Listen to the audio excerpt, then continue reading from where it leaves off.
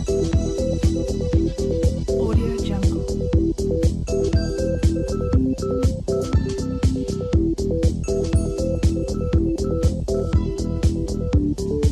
Audio Jungle.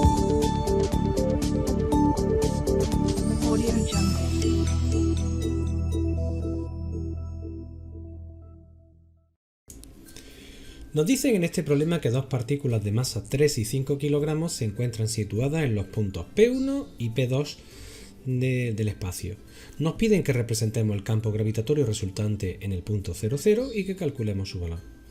Debemos de recordar que el campo gravitatorio es un campo vectorial y que cuando estamos calculando el campo gravitatorio asociado a un sistema formado por masas puntuales, lo que nosotros vamos a utilizar es el principio de superposición. De esta forma, el campo total que hay en el punto 00 va a ser igual a la suma de los campos creados por las diferentes masas que constituyen el espacio que estamos estudiando. De esta forma, nosotros diremos que la intensidad del campo gravitatorio en el punto 00 será la suma vectorial de los campos creados por la masa 1 y por la masa 2.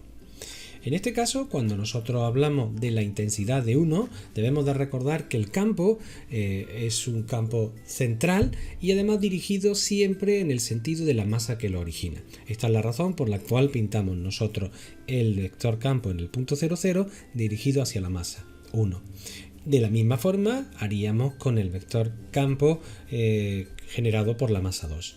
Así, el campo total será la suma de estos dos vectores.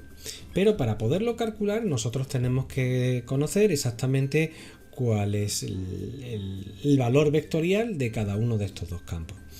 Para empezar, lo primero que debemos de recordar es que si calculamos la intensidad del campo en términos de módulo, lo que tendremos que hacer es el producto de la constante de gravitación universal por la masa y por la distancia al cuadrado en la cual queremos calcular la intensidad del campo.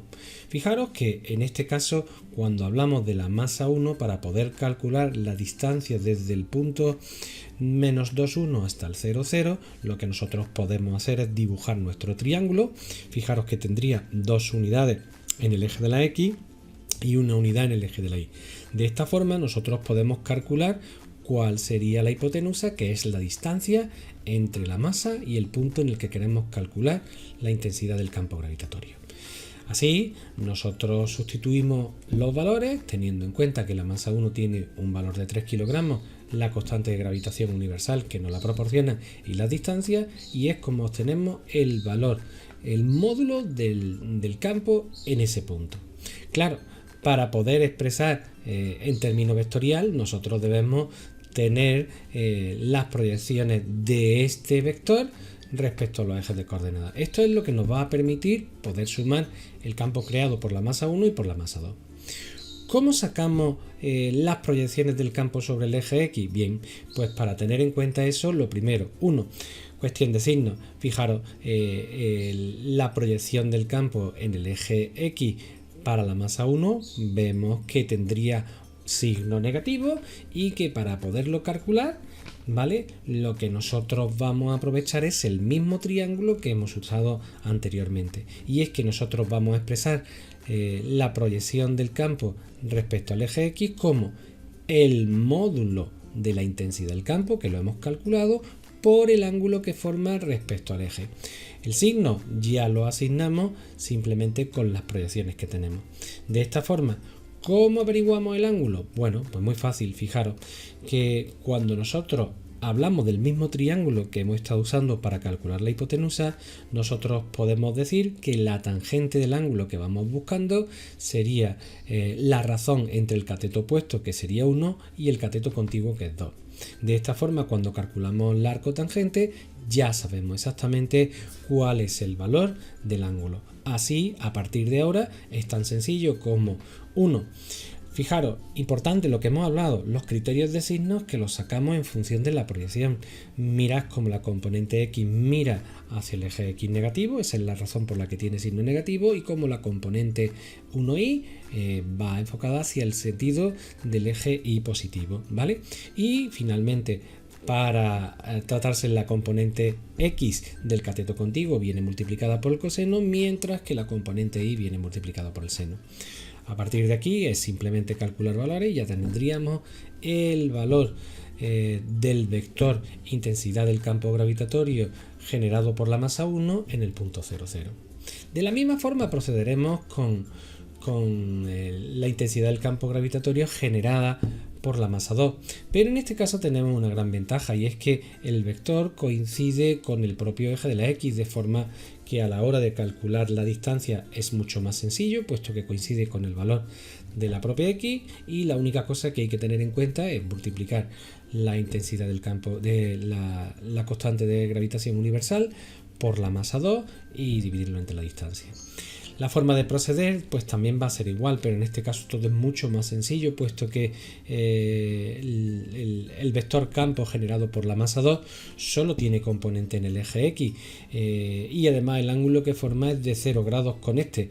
Por tanto, fijaros, las dos van a ser positivas, pero es que al no tener componente y, el seno de 0 va a ser 0, y esto es la razón por la cual la componente 2 en x coincide con el módulo multiplicado por el vector unitario. Una vez que ya tenemos los dos vectores, tanto para el campo generado por la masa 1 como por la masa 2, pues lo único que nosotros tenemos que sumar y ya tenemos el vector campo total.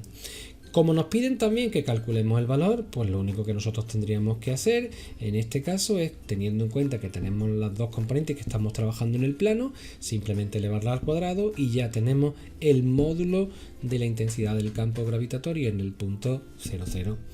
Con esta parte ya lo tendríamos terminado. En la segunda parte, fijaros que lo que nos piden es que calculemos el trabajo realizado para desplazar una masa de 2 kilogramos desde el punto 0, 0 hasta el punto 3, 1. ¿Dónde está el punto 3, 1? Aquí.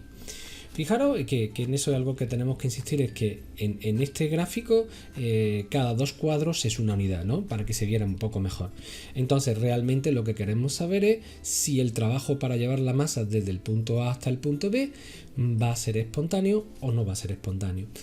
¿Esta forma de hacerlo? Bueno, pues mirad, lo que nosotros planteamos es, para llevar a cabo o estudiar si el proceso es espontáneo, necesitamos conocer cuál ha sido el trabajo para llevar la masa desde el punto A hasta el punto B. Obviamente debemos recordar que será igual a la variación de la energía potencial, como hemos visto.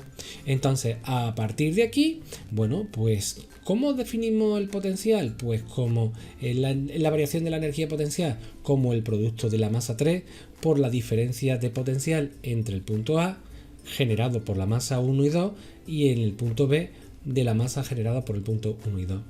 A partir de aquí, pues mirad, lo único que nosotros tenemos que hacer es, ¿cómo calculamos el potencial en A? Pues mirad, para calcular el potencial en A recurrimos también al modelo de superposición, y es que lo que nosotros vamos a sumar es el potencial en cada uno de esos dos puntos. Así, por ejemplo, para calcular el potencial en A vamos a calcular el potencial que origina la masa 1 en el punto 0, 0 y el potencial que origina la masa 2 en el punto 0, 0. ¿Cómo? Pues mirad, es muy fácil, lo único que nosotros tenemos que hacer es multiplicar la constante de gravitación por la masa y por la distancia que habría entre el punto 1 y el punto 0, 0. Obviamente estos son muy sencillos, puesto que lo hemos calculado en la primera parte. Fijaros que nosotros seguimos recurriendo a lo mismo, es decir, usar triángulos para poder calcular la distancia. Importante, el potencial siempre va a ser un escalar, y además en nuestro caso, como estáis viendo, siempre va a ser negativo, ¿vale? Entonces ya tenemos el potencial en el punto A generado por las dos masas. Ahora haríamos lo mismo con el potencial en B generado por las dos masas.